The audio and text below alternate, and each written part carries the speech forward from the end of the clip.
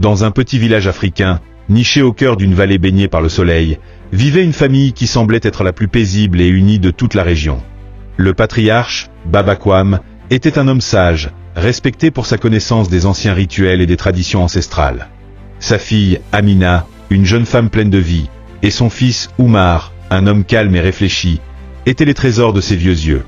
La famille vivait selon les principes du respect des ancêtres et de l'harmonie avec la nature. Pourtant, une ombre mystérieuse flottait sur leur vie paisible. Un soir d'été, lors d'un festival en l'honneur des ancêtres, Baba Kwame confia à Amina un ancien talisman en bois sculpté, un héritage familial depuis des générations. Ce talisman est une clé, ma fille, mais il faut comprendre son vrai pouvoir, lui dit-il d'une voix grave, tandis que la lumière des torchers dansait autour d'eux.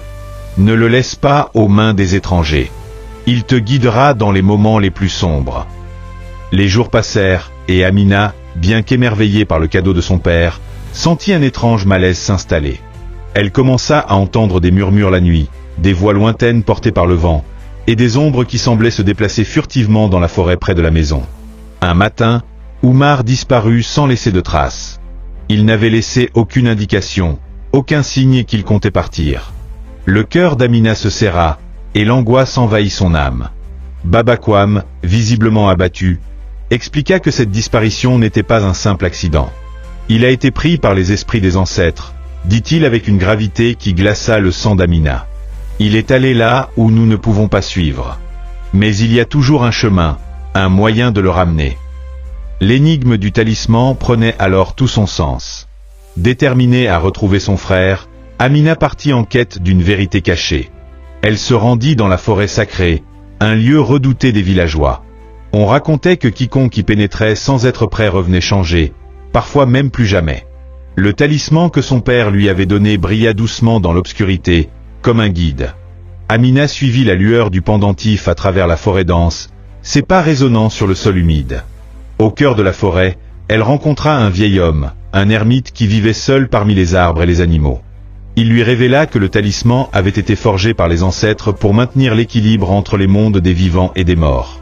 Ton frère a été pris par l'esprit du fleuve, un esprit ancien et puissant qui réclame des sacrifices, expliqua l'ermite d'une voix rauque. Il doit faire un choix, rester là-bas à jamais ou sacrifier une part de son âme pour retrouver sa liberté.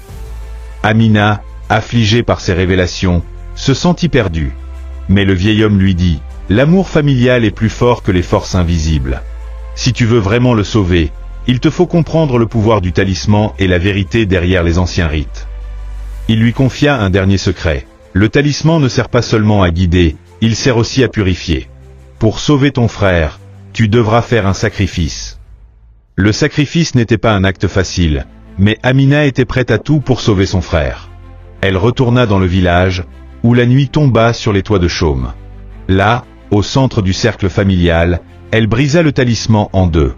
Le bruit résonna dans l'air comme un cri de libération. C'était la clé, et c'était aussi le prix à payer. Au moment où elle fit le sacrifice, Oumar apparut devant elle, les yeux pleins de confusion mais aussi de gratitude. « Tu m'as sauvé, Amina » murmura-t-il, en tombant à genoux.